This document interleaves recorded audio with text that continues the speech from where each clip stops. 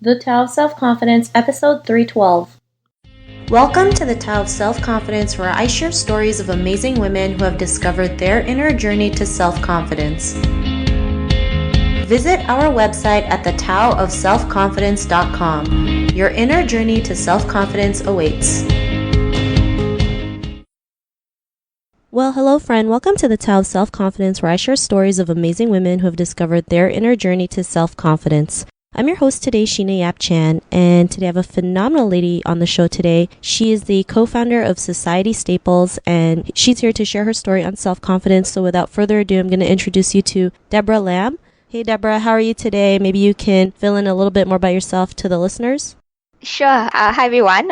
So as Sheena has introduced, I'm Debra, the co-founder of Society Staples. I'm currently 23 this year, and I'm also taking my undergrad in psychology and sociology. So I'll just share a little bit about what Society Staples does. So we are a social enterprise and we want to create a more inclusive future, starting with Singapore. So we conduct team building workshops, community events, and school programs to empower and enable individuals and organizations to do more for the inclusive movement and also to raise awareness about persons with disabilities in general.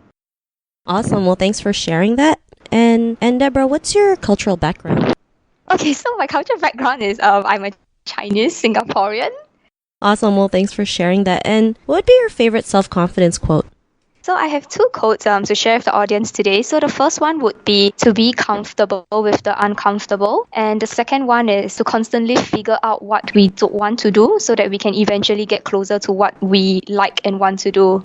Thanks for sharing that. And I think that's something we can all relate, right? Trying to be comfortable with being uncomfortable. I know sometimes at first it does get uncomfortable, but the more we do stuff like that, the easier it does get in for us when we encounter, uncomfortable situations. We're going to encounter it all the time, right? Right, definitely. So it's better to just get used to getting comfortable with the uncomfortable. So I really love that quote that you mentioned. And thank you. Not a problem. And in your own words, how do you define self-confidence? So self-confidence actually means a couple of things to me. I think the very first one is to stand strong by your values and, really having that courage to do and pursue things that make you happy. And to also step out of your comfort zone to challenge yourself in things or situations you are unfamiliar with. And I think, probably because it's the Asian context, so Singaporeans, or rather myself, I tend to sometimes be a little too hard on myself in times of failure especially. So self-confidence is also, allowing yourself to exercise that graciousness and kindness to yourself when you fail, just like how you would do to, others as well. And I think lastly, it's also about being able to acknowledge and accept your faults and weaknesses and, constantly work to being a better person tomorrow. Thanks for sharing that. And I think that's something most Asian women can deal with, being hard on our failures. Probably how we were brought up, especially in school. It's like, yes, kids are pressured. You can't fail at all. Yeah, kids feel pressure to, keep doing well in school. I mean, I went to high school in the Philippines and a passing grade here was 80%. So, my God. Okay. Which is insane. I mean, it's great to go for excellence, but I mean, It's also okay if we don't get everything right.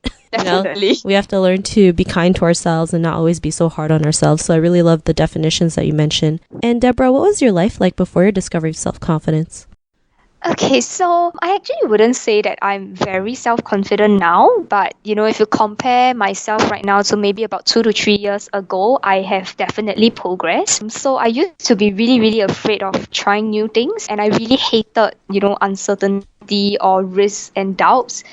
The slightest bit of it will take me off. So I always question, and I think people also always question me, and why did I choose to become a social entrepreneur? Because running a business is exactly that, right? It's very uncertain and it's extremely risky. Yeah, so that was kind of my life before. I was, kind of avoiding things that I was unfamiliar with. I never dare to step out of my comfort zone.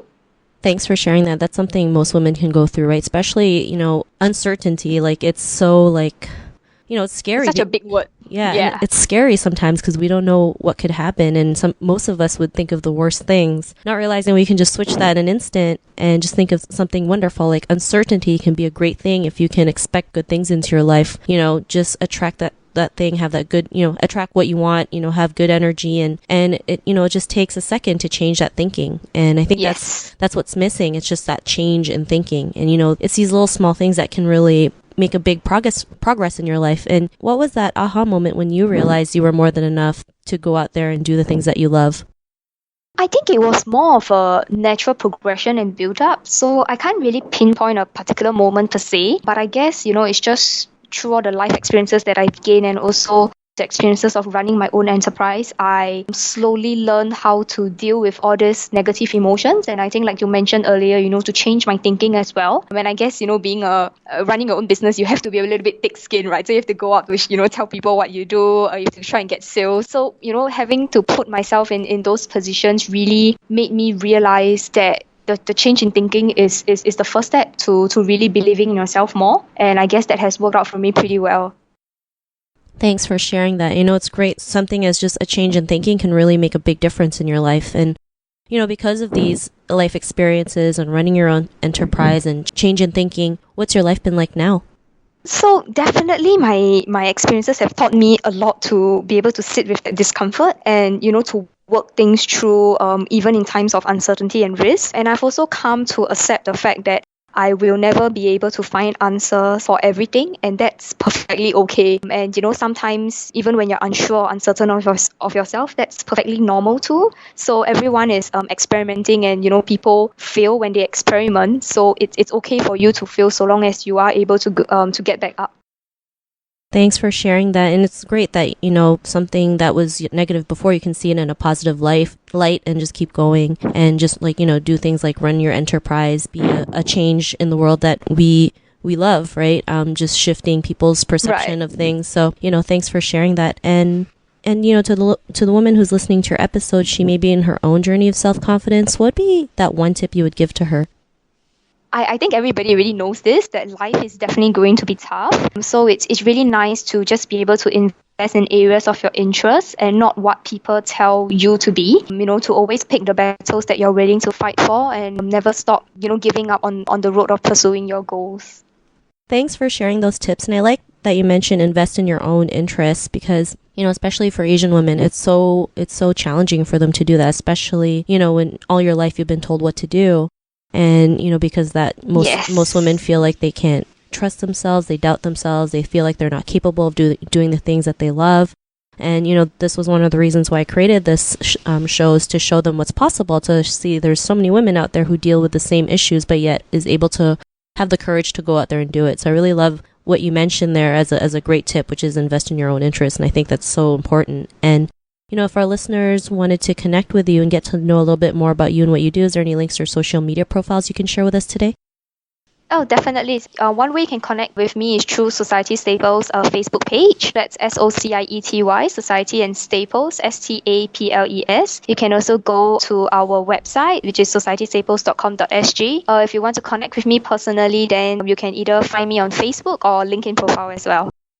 Awesome. Well, thanks for sharing that. And to our listeners, if you want to connect with Debra, you can also head on over to thetaoofselfconfidence.com and search for Debra's name. Her show notes will pop up along with everything else we talked about. And I just want to thank Debra for taking the time to share her story with us. So thank you so much. No problem. I had a lot of fun. Awesome. It was great having you on the show and share your story. So listeners, be on the lookout for another new episode of another amazing woman's journey to self-confidence. And we'll talk to you soon. Bye for now. Thank you for tuning in to another amazing episode of The Tao of Self-Confidence. Visit our website at thetaoofselfconfidence.com to check out cool resources, blog articles, show recaps, and so much more. Your inner journey to self-confidence awaits.